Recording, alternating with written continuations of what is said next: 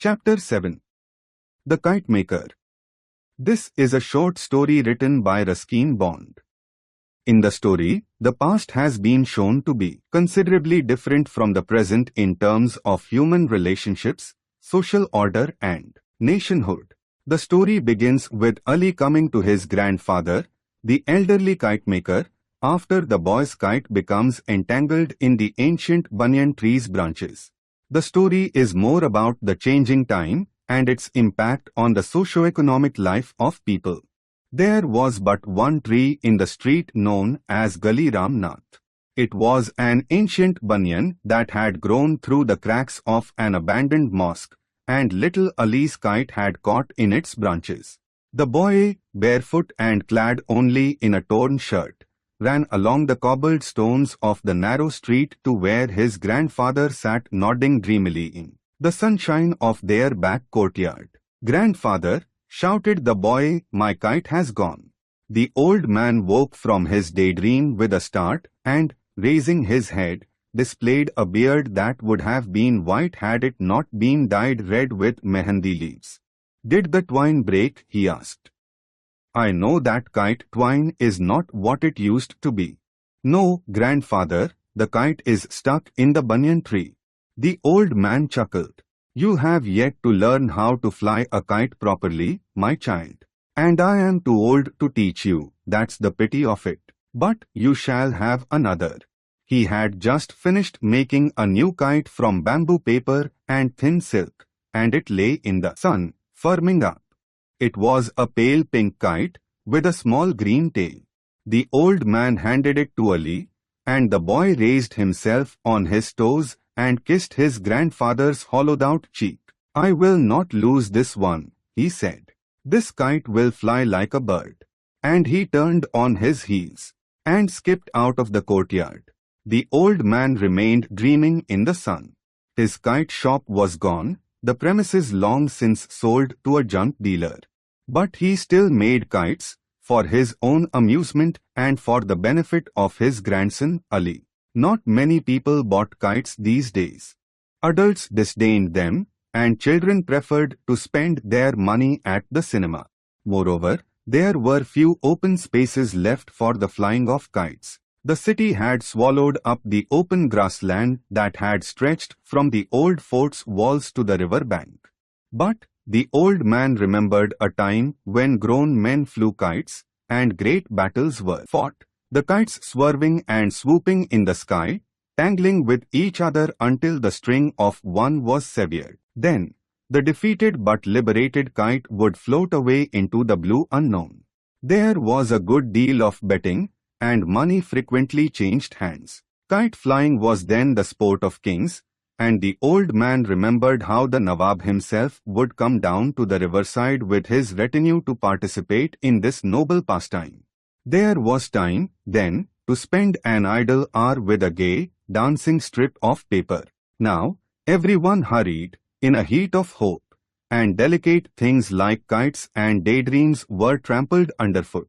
He, Mahmud the kite maker, had in the prime of his life been well known throughout the city. Some of his more elaborate kites once sold for as much as 3 or 4 rupees each.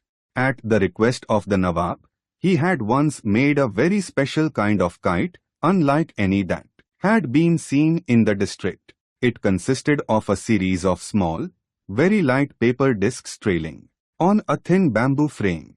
To the end of each disc, he fixed a sprig of grass, forming a balance on both sides. The surface of the foremost disc was slightly convex, and a fantastic face was painted on it, having 2 eyes made up of small mirrors. The discs, decreasing in size from head to tail, assumed an undulative form and gave the kite the appearance of a crawling serpent. It required great skill to raise this cumbersome device from the ground, and only Mahmud could manage it. Everyone had heard of the dragon kite that Mahmud had built, and word went round that it possessed supernatural powers. A large crowd assembled in the open to watch its first public launching in the presence of the Nawab. At the first attempt, it refused to leave the ground. The discs made a plaintive, protesting sound, and the sun was trapped in the little mirrors, making the kite a living, complaining creature. Then, the wind came from the right direction, and the dragon kite soared into the sky, wriggling its way higher and higher, the sun still glinting in its devil eyes. And when it went very high, it pulled fiercely at the twine, and Mahmud's young sons had to help him with the reel. Still the kite pulled, determined to be free, to break loose, to live a life of its own. And eventually, it did so. The twine snapped, the kite leaped away towards the sun, sailing on heavenward until it was lost to view. It was never found again, and Mahmud wondered afterwards if he had made too vivid, too living a thing of the great kite. He did not make another like it. Instead, he presented to the Nawab a musical kite, one that made a sound like a violin when it rose into the air. Those were more leisurely, more spacious days. But the Nawab had died years ago, and his descendants were almost as poor as Mahmud himself. Kite makers, like poets, once had their patrons, but now no one knew Mahmud, simply because there were too many people in the gully, and they could not be bothered with their neighbors. When Mahmud was younger and had fallen sick, everyone in the neighborhood had come to ask his health. But now, when his days were drawing to a close, no one visited him. Most of his old friends were dead, and his sons had grown up. One was working in a local garage, and the other, who was in Pakistan at the time of the partition, had not been able to rejoin his relatives. The children who had bought kites from him 10 years ago were now grown men, struggling for a living. They did not have time for the old man and his memories. They had grown up in a swiftly changing and competitive world, and they looked at the old kite maker and the banyan tree with the same indifference. Both were taken for granted, permanent fixtures that were of no concern to the raucous, sweating mass of humanity that surrounded them. No longer did people gather under the banyan tree to discuss their problems and their plans. Only in the summer months did a few seek shelter from the fierce sun. But there was the boy, his grandson. It was good that Mahmud's son worked close by, for it gladdened the old man's heart to watch the small boy at play in the winter sunshine, growing under his eyes like a young and well-nourished sapling putting forth new leaves each day. There is a great affinity between trees and men. We grow at much the same pace if we are not hurt or starved or cut down. In our youth, we are resplendent creatures, and in our declining years, we stoop a little, we remember, we stretch out brittle limbs in the sun, and then, with a sigh, we shed out last leaves.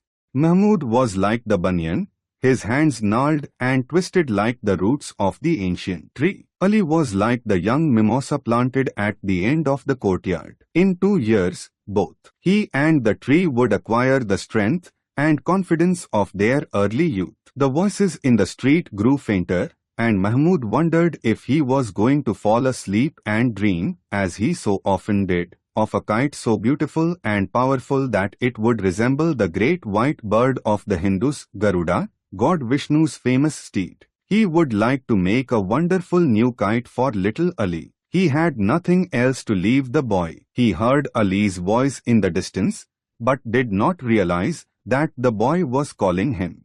The voice seemed to come from very far away. Ali was at the courtyard door, asking if his mother had as yet returned from the bazaar. When Mahmud did not answer, the boy came forward repeating his question. The sunlight was slanting across the old man's head, and a small white butterfly rested on his flowing beard. Mahmud was silent, and when Ali put his small brown hand on the old man's shoulder, he met with no response. The boy heard a faint sound like the rubbing of marbles in his pocket. Suddenly afraid, Ali turned and moved to the door, and then ran down the street shouting for his mother. The butterfly left the old man's beard and flew to the mimosa tree, and a sudden gust of wind caught the torn kite and lifted it in the air, carrying it far above the struggling city into the blind blue sky.